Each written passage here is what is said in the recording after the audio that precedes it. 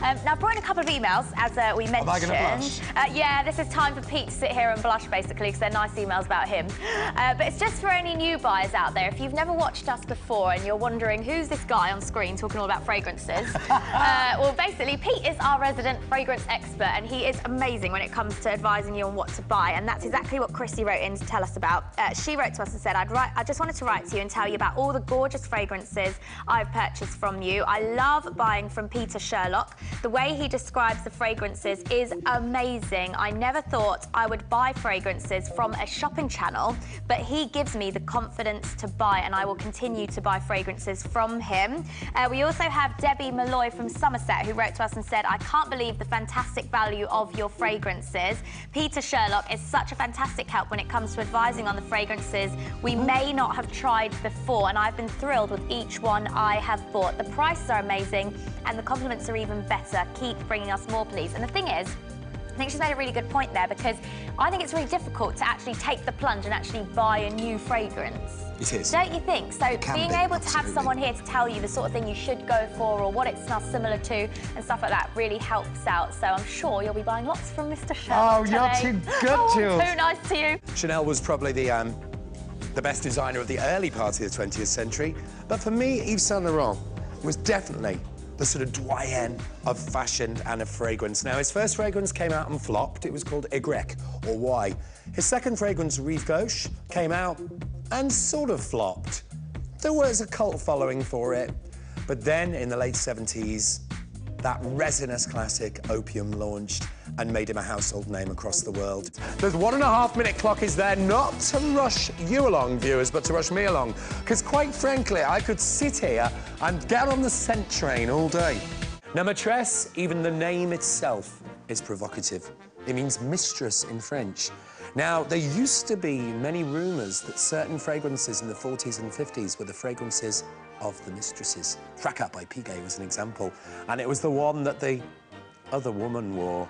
Coco Chanel said, wear fragrance or you want to be kissed. I think that's a rather nice idea.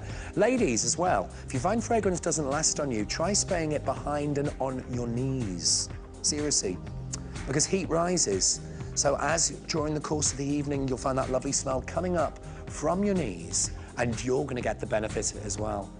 Do you know what I mean? There's lots of different tricks. Spray fragrance into your hair. As long as you're not wearing silk or satin, spray it onto your garments. It's a lovely way, and it can really hold in clothes. I am just going to have about 50 sprays of Quorum, because it's like Jim Carrey in The Mask, right?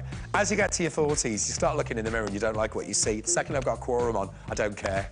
I feel impenetrable. I feel fabulous. I feel invincible. I feel sexy.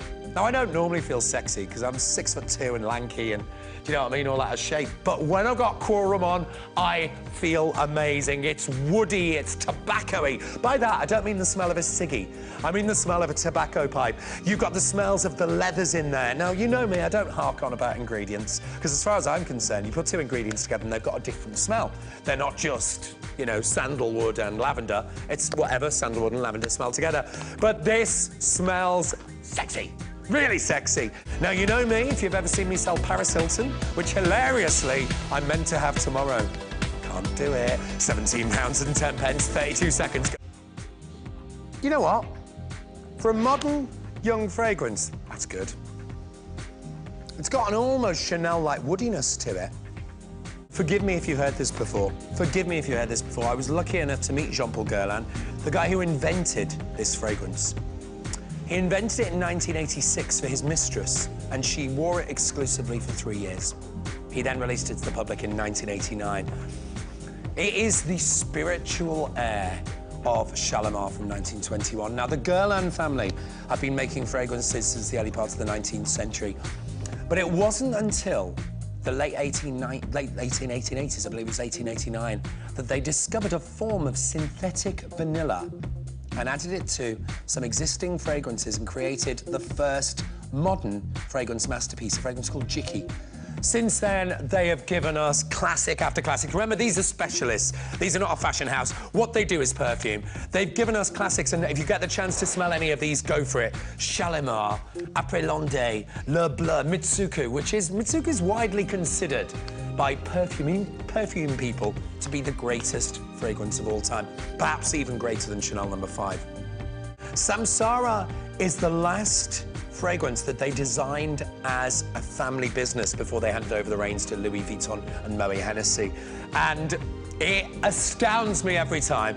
It's a fragrance that tricks me because I think I remember how it smells, and I own it. I bought a bottle just before we got it in here. Actually, it cost me £46.50. But every time I smell it, I get something new from it. I get a warmth from it. I get a sensuality. I get a sexuality.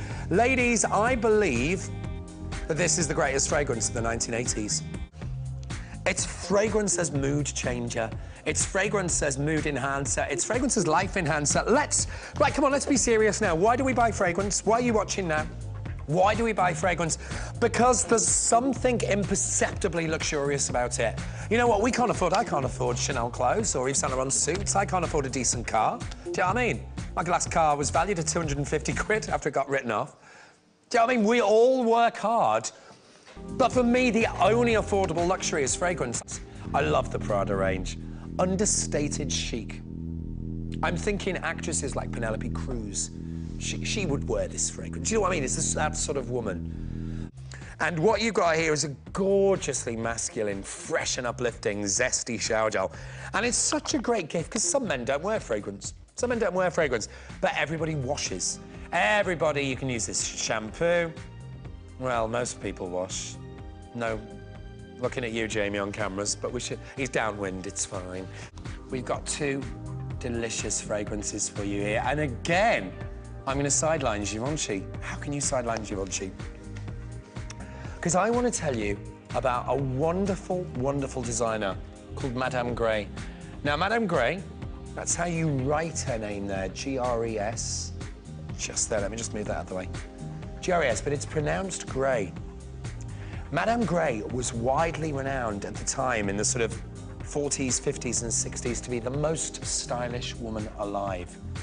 She was an amazing, amazing designer. She made Coco Chanel look like she'd woken up in a skip. I mean, she was so chic. And she brought out a fragrance in 1958 called Cabochard. Cabochard was... It's funny, my friend Rachel bought Cabochard recently, and she said to me, it's bonkers, it eats tobacco and leather. It's probably the purest leather fragrance for women. And after that, she's brought out wonderful classics that we've bought you many times, such as Cabotin, Cabotin Rose, the pink Cabotin. But this is our latest addition to the family, and this, as far as I know, was never launched in the UK. Never, ever launched in the UK. It's a huge hit in France. This is one of the biggest sellers in France. And it is divine. The bottle is divine. It's the amber of Cabochard. Cabochard is the French word for being stubborn or being headstrong. And what you have here is a gloriously fresh fragrance, which is the opposite of Cabochard. It's my new column.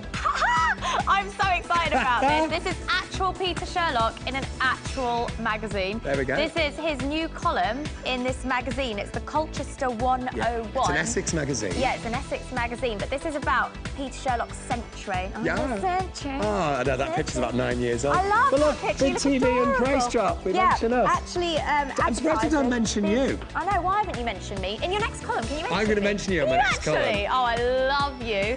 But this basically is just sort of saying, it's his column about fragrances, but it just goes to prove how much he does really love fragrances and how passionate, Pete, you really are about them. Don't look at that picture, because then you're going to have to look at the grim reality. That is airbrushed from 5 years ago, and now look. No, you look so adorable there. Yes, that's because But it's 33. it's a great column. If anyone can get their hands on that, have a read through. Are you going to put it online somewhere or something? Yes, it is online. Oh, it is Colchester online. 101, live online. There you go. And also visit thecentrain.com where you can read more of your stuff, can't you? That's right, which went live today. Good, isn't That's my it? new website. Look at that. Love it. No, I love you. Oh, Thank you for I like bringing that on.